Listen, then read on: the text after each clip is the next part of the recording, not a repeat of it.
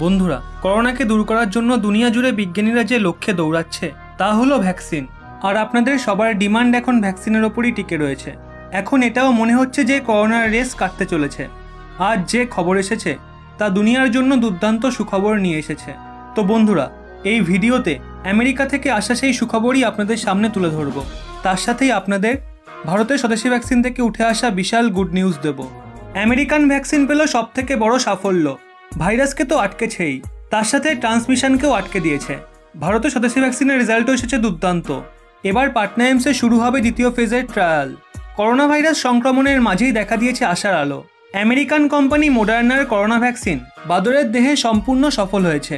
New England journal of মেডিসিনে প্রকাশিত একটি অধ্যয়নে বলা হয়েছে ওই ভ্যাকসিনের ট্রায়ালের মাধ্যমে বাদরের দেহে স্ট্রং ইমিউন রেসপন্স সৃষ্টি হয়েছে।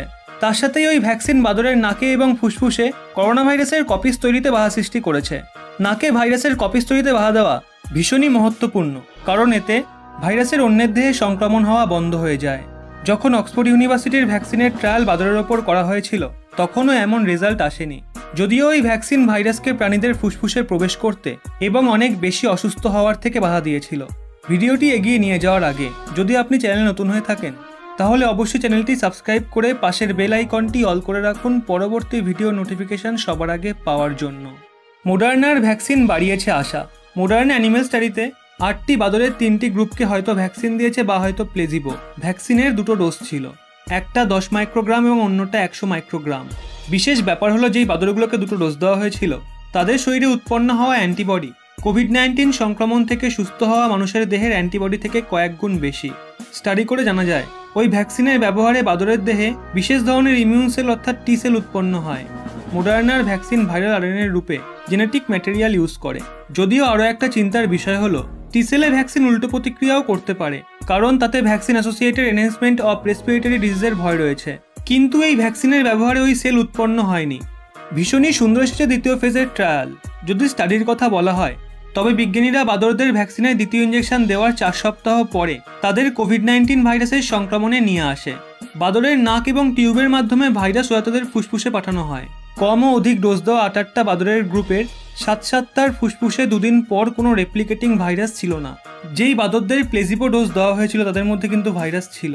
আমেরিকার ন্যাশনাল ইনস্টিটিউট অফ হেলথ জানায় এটাই প্রথমবারের মতন হলো যে কোনো experimental covid vaccine non human প্রাইমার্সের আপার এয়ারওয়েতে এত তাড়াতাড়ি ভাইরাল কন্ট্রোল করতে পেরেছে। ফুসফুসে ভাইরাসকে আটকানোর ক্ষমতা রাখা ভ্যাকসিন জ্বর বাড়তে দেবে না। আবার নাকে ভাইরাসের রেপ্লিকেটিং করায় বাধা দিলে ট্রান্সমিশন হওয়ার বিপদও কমে যায়। মডার্না এবং অক্সফোর্ড ইউনিভার্সিটির ভ্যাকসিনের ভারী মাত্রায় মানুষের ওপর ট্রায়াল শুরু হয়ে গেছে। এর ফাইনাল রিপোর্ট আসতেই এদের মার্কেটে লঞ্চ করা হবে। যদিও এখনও এই ভ্যাকসিনগুলো এমার্জেন্সি মোডে মানুষের ওপর ব্যবহার করা যাবে। ভারতের কোভ্যাক্সিনের ট্রায়ালেও এসেছে বড় গুড নিউজ। দেশের প্রথম কোভিড-19 ভ্যাকসিনের হিউম্যান ট্রায়াল দেশের 14টা ভিন্ন ভিন্ন সংস্থায় হচ্ছে। পাটনা এইমসে পরবর্তী ট্রায়ালের প্রস্তুতি শুরু করে দেওয়া হয়েছে। এটা দেশের প্রথম এমন সংস্থা যেখানে ভ্যাকসিনের দ্বিতীয় ফেজের ট্রায়াল সবার প্রথমে শুরু হবে। হিউম্যান ট্রায়ালের প্রথম ফেজ 15ই জুলাই শুরু হয়েছিল ভারতে। এবার দ্বিতীয় ফেজ 30শে জুলাই থেকে শুরু হবে।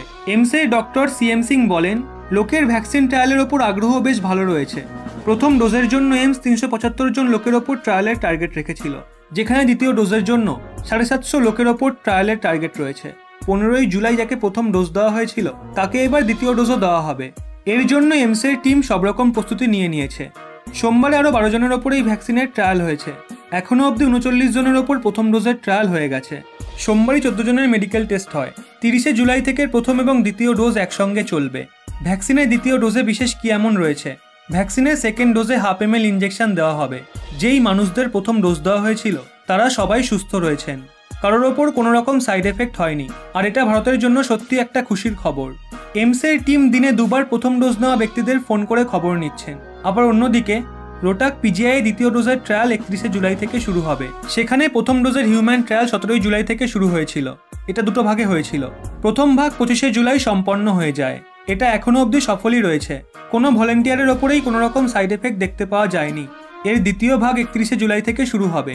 রোটাক পিজিআই এর ডক্টর সবিতা বর্মা বলেন, প্রথম ট্রায়ালে দ্বিতীয় ভাগের জন্য 6 জন ভলেন্টিয়ারকে বেছে নেওয়া হয়েছে। এখনও অবধি হওয়া সমস্ত ট্রায়ালে কোভ্যাক্সিন সফল হয়েছে। ওড়িশার ইনস্টিটিউট অফ মেডিকেল সায়েন্স এবং এসইউএম হসপিটালে কোভিড ভ্যাকসিনের প্রথম ফেজের ট্রায়াল সোমবার থেকে শুরু হয়। একদিনে ভ্যাকসিনের যে রেসপন্স মেলে তা সত্যিই প্রভাবদায়ী। তো এই ছিল আমাদের আজকের ভিডিও। একজন প্রকৃত দেশভক্ত হিসেবে ভ্যাকসিন নিয়ে আপনি কতটা আশাবাদী তা কিন্তু অবশ্যই কমেন্টে জানাবেন। সুদীপ্ত ভট্টাচার্য এবং লিটন সমাদ্দার সহরা অনেকে এই পরিবারের এমন কিছু সদস্য যারা বেশ সুন্দর সুন্দর কমেন্ট করেন। চাইলে আপনিও করতে পারেন। বেছে বেছে সেরা কমেন্টগুলি তুলে ধরবো আপনাদের সামনে। ভিডিওটি ভালো লাগলে অবশ্যই একটি লাইক করে সবাইকে শেয়ার করে দিন এবং এরকমই নিত্য নতুন তথ্য পেতে রহস্য বাংলা চ্যানেলটি সাবস্ক্রাইব করে পাশের বেল আইকনটি অল করে রাখুন।